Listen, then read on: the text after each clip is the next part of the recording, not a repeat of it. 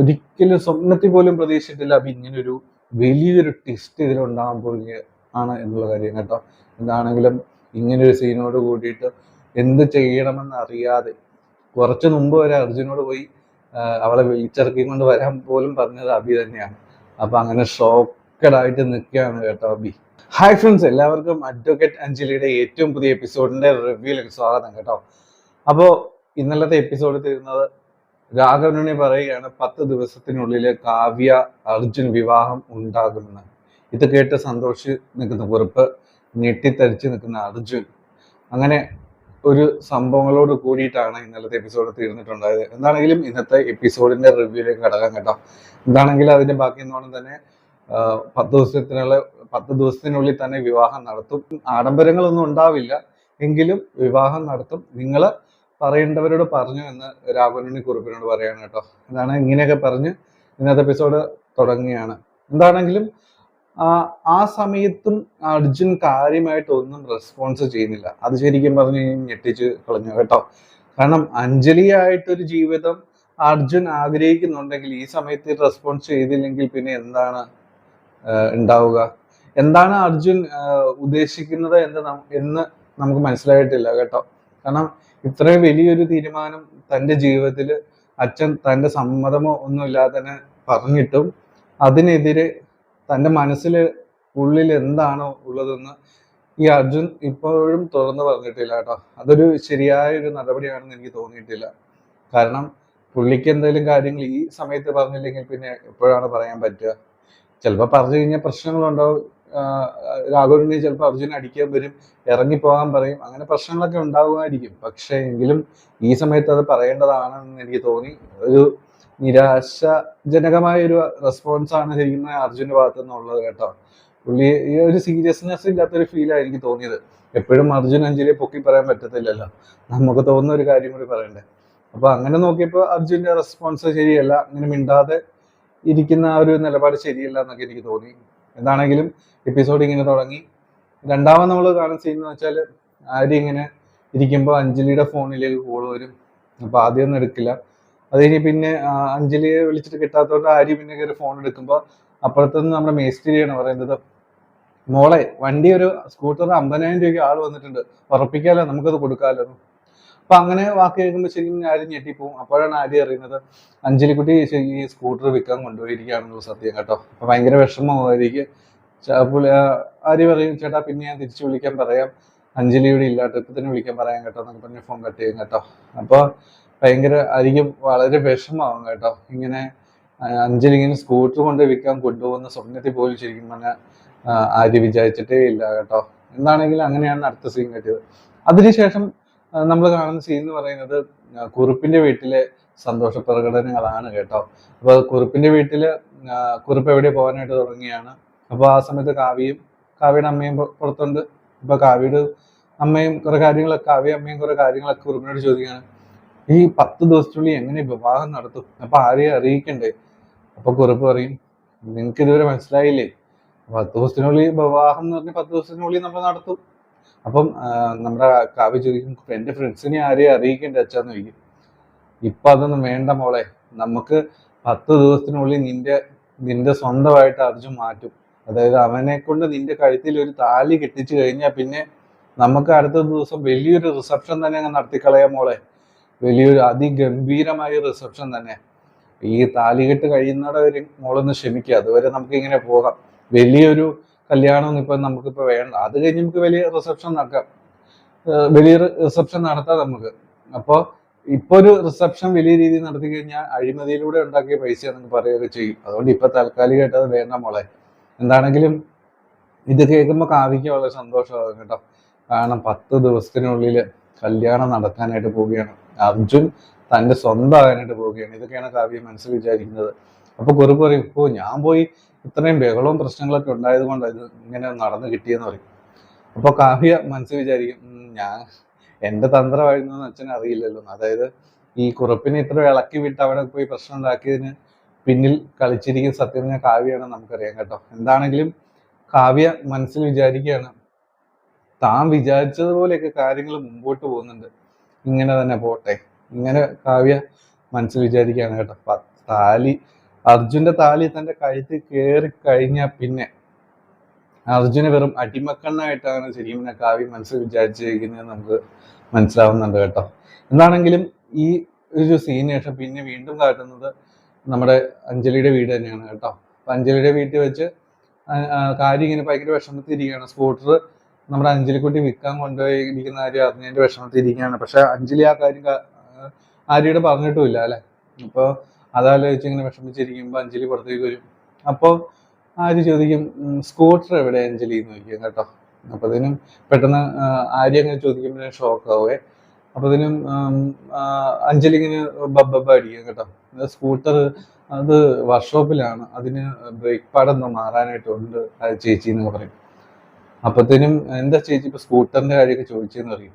അപ്പത്തേനും ആര്യ പറയും ഞാനിങ്ങനെ ആലോചിക്കുകയായിരുന്നു, നീ എന്നു മുതലാണ് എന്നോട് കള്ളം പറയാനായിട്ട് തുടങ്ങിയത് മോളെ എന്ന് പറയും.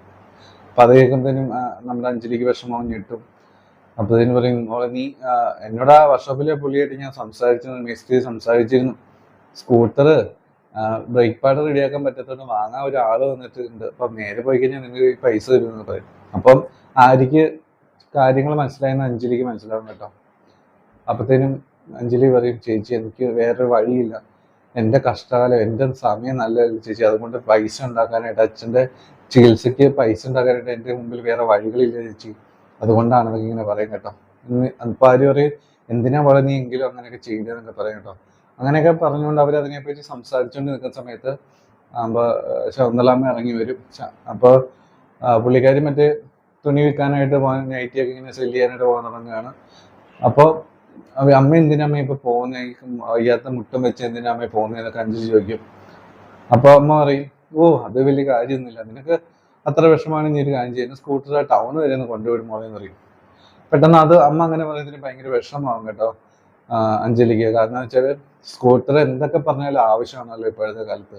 എല്ലായിടത്തും പണ്ടത്തെ കാലം പോലെ ഇങ്ങനെ നടന്നു പോയി ഓരോന്ന് എളുപ്പമല്ല. പ്രത്യേകിച്ച് അഞ്ജലിക്ക് അത് സാധിക്കത്തില്ല. കാരണം വെച്ചാൽ അഞ്ജലി ഒരു അഡ്വക്കേറ്റ് ആണ്, പുള്ളിക്കാരിക്ക് അതൊന്നും നടപടി ആവില്ല. പക്ഷെ ഇപ്പോഴത്തെ ഒരു അവസ്ഥയിൽ പുള്ളിക്കാരി ശരിക്കും പറഞ്ഞാൽ അങ്ങനെ ചെയ്തു പോവുക. അപ്പൊ അമ്മ ഇങ്ങനെ സ്കൂട്ടറിൽ കൊണ്ടുപോയി ടൗണിലേക്ക് വിടുന്നു പറഞ്ഞപ്പോൾ അഞ്ജലി വിഷമാവും. അപ്പൊ അഞ്ജലി പറയും അമ്മ സ്കൂട്ടർ വർക്ക്ഷോപ്പിൽ ഒന്ന് കൊടുത്തേക്കുക. അതിന് അമ്മ പറയും ഓ സ്കൂട്ടറൊക്കെ എന്നാ ഉണ്ടായ മോളെ, ഞാൻ നടന്നു പോക്കോളാം മോളെ എന്നൊക്കെ പറഞ്ഞിട്ട് അമ്മ ഇങ്ങനെ നടന്നു പോകുമ്പോൾ അത് നോക്കിയിട്ട് ആര്യം നമ്മുടെ അഞ്ജലി വിഷമിച്ചിങ്ങനെ നിൽക്കും കേട്ടോ.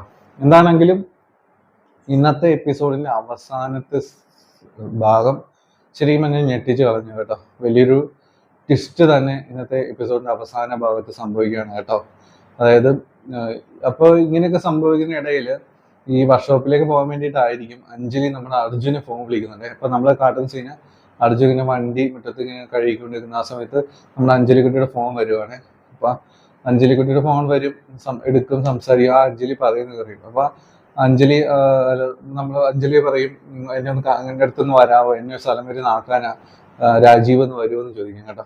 അപ്പൊ അതിനെന്താ അഞ്ജലി ഇപ്പൊ എവിടെയുള്ളതെന്നൊക്കെ പറയും. എന്നിട്ട് അവര് തമ്മിൽ ഇങ്ങനെ സന്തോഷത്തിൽ സംസാരിച്ചുകൊണ്ടിരിക്കുന്ന സമയത്ത് നമ്മുടെ അഭി പുറത്തേക്ക് വരുവാണ് കേട്ടോ.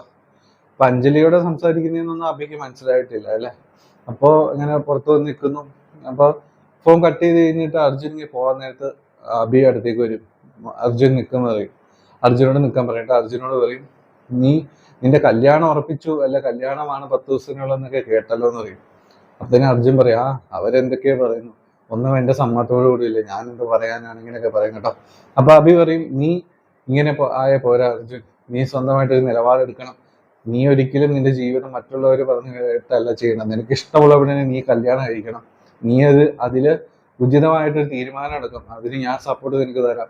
നീ ഇഷ്ടപ്പെടുന്ന പെണ്ണിന് നീ കല്യാണം കഴിക്കണം. നീ അവളെ ഒന്നും പറ്റില്ല, നീ അവളെ വിളിച്ചോണ്ട് ഇങ്ങോട്ട് വാടാ എന്നൊക്കെ പറഞ്ഞ് അഭി ഒരു കോൺഫിഡൻസ് അർജുന് കൊടുക്കുകയാണ്.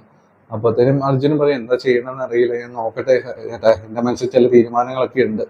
അപ്പൊ അങ്ങനെ കുറെ കാര്യങ്ങളൊക്കെ പറയും കേട്ടോ. ഈ സമയത്ത് അതിനൊപ്പം തന്നെ പുറകില് അനുപമയും വരും കേട്ടോ. അനുപമ അഭി ഇങ്ങനെ ഉപദേശം കൊടുക്കുന്നത്, അതായത് അവളെ വിളിച്ചോണ്ട് വാ എന്നൊക്കെ പറയുന്നതെല്ലാം അനുപമ പറയുന്ന കാണുന്നുണ്ട്. ശരിക്കും പറഞ്ഞാൽ അഞ്ജലിയാണെന്നുള്ള കാര്യം അഭിക്ക് അറിയില്ലല്ലോ അല്ലെ. അപ്പൊ ഇതെല്ലാം കണ്ടുകൊണ്ടും കേട്ടുകൊണ്ടും പുറകിൽ അനുപമയും നിൽക്കുന്നുണ്ട് കേട്ടോ. എന്താണെങ്കിലും അഭി അർജുനോട് പറയും നീ വിളിച്ചോണ്ട് വാ, ഞാൻ സപ്പോർട്ട് ചെയ്യാം, നീ എന്തായാലും തീരുമാനം എടുക്കുക. ആരുടെയും ഇഷ്ടങ്ങളൊക്കെ വഴങ്ങി നീ നിന്റെ ജീവിതം നശിപ്പിച്ച് കളയേണ്ട ആവശ്യമില്ല. എന്റെ ജീവിതം തന്നെ നിനക്ക് അറിഞ്ഞൂടെ. ഇഷ്ടമല്ലാത്ത വ്യക്തിയുടെ കൂടെ ഇഷ്ടപ്പെട്ട പെണ്ണിനെ കല്യാണം കഴിക്കാൻ പറ്റാതെ വേറൊരു മാരണം എൻ്റെ തലയിൽ വന്ന് അതിനൊപ്പം ജീവിച്ചുകൊണ്ടിരിക്കുകയാണ്. ഇതൊക്കെ കേൾക്കുമ്പോഴത്തേനും അനുഭവിക്ക് തല ഇങ്ങനെ പൊട്ടിപ്പൊളിയുന്ന പോലെയൊക്കെ തോന്നും കേട്ടോ. എന്താണെങ്കിലും അർജുൻ ഇങ്ങനെ ഇത് ഒരു പോസിറ്റീവായിട്ട് സപ്പോർട്ട് കൊടുക്കും. അപ്പൊ അർജുൻ ഇങ്ങനെ ശരിയായിട്ട് ഞാൻ പോയിട്ട് വരട്ടെ എന്ന് പറഞ്ഞ് വേഗം സമയം പോയി എന്ന് പറഞ്ഞിട്ട് വേഗം ജീപ്പ് എടുത്ത് പോകും കേട്ടോ. ഈ സമയത്ത് അനുപമ പുറത്തേക്ക് ഇറങ്ങി വരും കേട്ടോ. പിന്നെ ഇതിൽ ഞാൻ വേറൊരു കാര്യം കൂടെ മുമ്പ് പറയും, ഇതിന് ഇടയിൽ ഒരു സീനും കൂടെ ഉണ്ടായിരുന്നു കേട്ടോ. അതായത് ഈ അനുപമ മറ്റേ പൈസ കൊണ്ട് കൊടുക്കാനായിട്ട് പോയിട്ടുണ്ടായിരുന്നു, മറ്റേ നമ്മുടെ അഞ്ജലിക്ക് പൈസ കൊണ്ട് കൊടുക്കാൻ പോയായിരുന്നല്ലോ. അപ്പൊ അതുമായി ബന്ധപ്പെട്ട് ചോദിച്ച് കുറച്ച് ഉരസലും കാര്യങ്ങളും, അപ്പോൾ തങ്ങൾ അങ്ങനെ എടുക്കാണ് ഇങ്ങനെ എടുക്കാണ്, ഞാൻ എൻ്റെ താലി എൻ്റെ കഴുത്തിലുണ്ട്, ഇതൊക്കെ പറഞ്ഞ കുറച്ച് സീനൊക്കെ ഉണ്ടായിരുന്നു, ഞാൻ പറയാൻ വിട്ടുപോയതാ. അപ്പം ആ സമയത്ത് ഈ നമ്മുടെ അനുപമയുടെ കഴുത്തിൽ നിന്ന് കെട്ടുതാലി വലിച്ചു പൊട്ടിക്കോ, അമ്മയും ഏട്ടത്തിയമ്മയൊക്കെ ഇത് കാണും, അങ്ങനെ കുറച്ച് സീനൊക്കെ അവിടെ ഉണ്ടായിട്ടുണ്ടായിരുന്നു കേട്ടോ. അപ്പം ആ സമയത്ത് അനുപമ വിചാരിക്കുന്നുണ്ട് ഒരിക്കലും അർജുന്റെ ജീവിതത്തിലേക്ക് അഞ്ജലി വരാൻ സമ്മതിക്കില്ല, അതിന് എന്താ ചെയ്യേണ്ടതെന്നൊക്കെ എനിക്ക് അറിയാമെന്നൊക്കെ പറയുന്നൊക്കെ ഉണ്ടായിരുന്നു. എന്താണെങ്കിൽ അങ്ങനെ സീൻ ഉണ്ടായിരുന്നു കേട്ടോ. അത് ഈ സീനിന്റെ ഹൈലൈറ്റ് കൊണ്ട് ഞാൻ പറയാതെ വിട്ടുപോയതാ. അപ്പൊ എന്താണെങ്കിലും അപ്പൊ ഈ അർജുനും അഭിയും തമ്മിലുള്ള സംസാരം കേട്ടുകൊണ്ട് അനുപമ നിൽക്കുന്നു. അപ്പൊ അർജുൻ പോയി കഴിഞ്ഞിട്ട് അഭിയുടെ അടുത്തേക്ക് അനുപമ വരും കേട്ടോ. അപ്പൊ അനുപമ വന്നിട്ട് പറയും, നിങ്ങള് അനിയന് ഭയങ്കര സപ്പോർട്ട് കൊടുക്കുകയാണല്ലേ, നിങ്ങൾ അനിയനോട് വേറൊരുത്തിനെ കല്യാണം കഴിച്ചു കൊണ്ട് വരാനായിട്ട് നിങ്ങൾ സപ്പോർട്ട് കൊടുക്കുകയാണല്ലേ എന്ന് പറയും. അപ്പത്തേനും അഭിക്ക് ദേഷ്യം വരും, അതെ ഞാൻ സപ്പോർട്ട് കൊടുക്കണം, അതിൽ നീ കൂടുതൽ ഇടപെടേണ്ട കാര്യമില്ല, എനിക്ക് എൻ്റെ ആഗ്രഹം തീരുമാനങ്ങളുണ്ട്, എൻ്റെ ജീവിതം ഇങ്ങനെ കോഞ്ഞാട്ട പോലെ, അതുകൊണ്ട് അവന് ഞാൻ സപ്പോർട്ട് കൊടുക്കുന്നു പറയും. അപ്പത്തേനും അനുപ പറയും, ഓ അനിയന്റെ പെണ്ണിനെ കെട്ടിച്ചിട്ട് വന്നിട്ട് വേണം അതിനെയും നിങ്ങൾക്ക് പ്രേമിച്ച് നടക്കാൻ, അനിയനും ചേട്ടനും കൂടി ഒരാളെ പ്രേമിച്ചടക്കാന്ന് പറയും. ഇത് കേൾക്കുമ്പോഴത്തേനും അഭിക്ക് ദേഷ്യം വരും കേട്ടോ. നീ തോന്നിയാസം കിടന്ന് പറയില്ല, അമ്മയും പെങ്ങളെ തിരിച്ചറിയാൻ എനിക്കറിയാടി എന്ന് പറഞ്ഞിട്ട് ദേഷ്യം വരും. ഓഹോ അങ്ങനെയാണെന്നുണ്ടെങ്കിൽ നിങ്ങൾ പ്രേമിക്കുന്ന അതേ പെണ്ണ് തന്നെയാണ് ഈ അർജുൻ സ്നേഹിക്കുന്ന പെണ്ണ് നിങ്ങൾക്ക് അറിയാമെന്ന് ചോദിക്കും കേട്ടോ. അപ്പൊ ഞാൻ അത് കേൾക്കുന്നതിനും അഭി ഞെട്ടിപ്പോകും കേട്ടോ. അപ്പം what nonsense you are talking എന്ന് പറഞ്ഞിട്ട് ഇങ്ങനെ ചോദിക്കും. അപ്പത്തേനും അനുഭവം പറയും, നിങ്ങളെ കൂടുതൽ ഇംഗ്ലീഷ് ഒന്നും പറയാൻ നിൽക്കണ്ട, പച്ച മലയാളത്തിൽ ഞാൻ പറയാം, നിങ്ങൾ പ്രേമിക്കുന്ന അതേ പെണ്ണ് തന്നെ അഡ്വക്കേറ്റ് അഞ്ജലി തന്നെയാണ് ഈ അർജുൻ പറയുന്ന പെണ്ണുമ്പിള്ള, അവളെയാണ് നിങ്ങൾ കെട്ടിച്ചുകൊണ്ട് വരാനായിട്ട് നോക്കുന്നത്. എന്താണെങ്കിലും അനുപമ ജീവനോടെ ഇരിക്കുന്ന കാലത്ത് അത് നടക്കത്തില്ല. ഈ വീട്ടില് അർജുന്റെ പെണ്ണായിട്ട് അഞ്ജലിയും കയറി വന്ന് അവളെ പ്രേമിച്ച് നടക്കുന്ന നിങ്ങളും ഇവിടെ 3 പേരും ഒരിക്കലും വാഴാനായിട്ട് പോകുന്നില്ല. ഒരിക്കലും അനുപമ ജീവനോടെ ഇരിക്കുന്ന സമയത്ത് സമ്മതിക്കില്ല, അത് 3 പേർക്ക് നല്ലതല്ല എന്ന് പറഞ്ഞിട്ട് ഒരിക്കലും അത് നടക്കാൻ പോകുന്നില്ല എന്ന് പറഞ്ഞിട്ട് അനുപമ പറയണം. പക്ഷെ ഇതൊന്നും അല്ല ശരിക്കും ആ സമയത്ത് അഭിയുടെ മനസ്സിലുള്ളത് കേട്ടോ. കാരണം അഭി സ്വപ്നത്തിൽ പോലും വിചാരിച്ചിട്ടുണ്ടായിരുന്നില്ല ഈ നമ്മുടെ അഞ്ജലിക്കുട്ടിയാണ് നമ്മുടെ അർജുൻ സ്നേഹിക്കുന്നത് എന്ന് കേട്ടോ. അപ്പൊ പഴയ കാര്യങ്ങളൊക്കെ പെട്ടെന്ന് അഭിയുടെ മനസ്സിലേക്ക് വരും. ആ സമയത്ത് അമ്പലത്തിൽ വെച്ചിങ്ങനെ അഞ്ജലി പറഞ്ഞു, എനിക്ക് വേറൊരാൾ ഇഷ്ടമാണ്, നിങ്ങൾ എൻ്റെ സിസ്റ്ററായിട്ട് കാണാൻ, അങ്ങനെയൊക്കെ പറഞ്ഞാൽ പെട്ടെന്ന് ഓർമ്മ വരും കേട്ടോ. അപ്പോൾ ഈ അർജുന്റെ പെണ്ണ് ശരിക്കും പറഞ്ഞാൽ അഡ്വക്കേറ്റ് അഞ്ജലിയാണെന്ന് അറിയുന്നതിനും ശരിക്കും പറഞ്ഞാൽ ഇങ്ങനെ അഭി ഷോക്കഡായി പോവുകയാണ് കേട്ടോ. ഒരിക്കലും സ്വപ്നത്തിൽ പോലും പ്രതീക്ഷിച്ചിട്ടില്ല അഭി ഇങ്ങനൊരു വലിയൊരു ട്വിസ്റ്റ് ഇതിലുണ്ടാകാൻ പോവുകയാണ് എന്നുള്ള കാര്യം കേട്ടോ. എന്താണെങ്കിലും ഇങ്ങനൊരു സീനോട് കൂടിയിട്ട് എന്ത് ചെയ്യണമെന്ന് അറിയാതെ കുറച്ച് മുമ്പ് വരെ അർജുനോട് പോയി അവളെ വിളിച്ചിറക്കി കൊണ്ട് വരാൻ പോലും പറഞ്ഞത് അഭി തന്നെയാണ്. അപ്പൊ അങ്ങനെ ഷോക്കഡായിട്ട് നിൽക്കുകയാണ് കേട്ടോ അഭി. അങ്ങനെയാണ് ഇന്നത്തെ എപ്പിസോഡ് തീരുന്നത്. എന്താണെങ്കിലും വളരെ നല്ലൊരു എപ്പിസോഡ് തന്നെയാണ്. നിങ്ങളെല്ലാവരും കാത്തിരുന്ന റിവ്യൂ കാണുക, നമ്മുടെ ചാനലൊന്ന് സബ്സ്ക്രൈബ് ചെയ്യുക, സപ്പോർട്ട് ചെയ്യുക. പ്രൊമോയുടെ റിവ്യൂയുടെ രാത്രി വരാം. Take care, bye bye.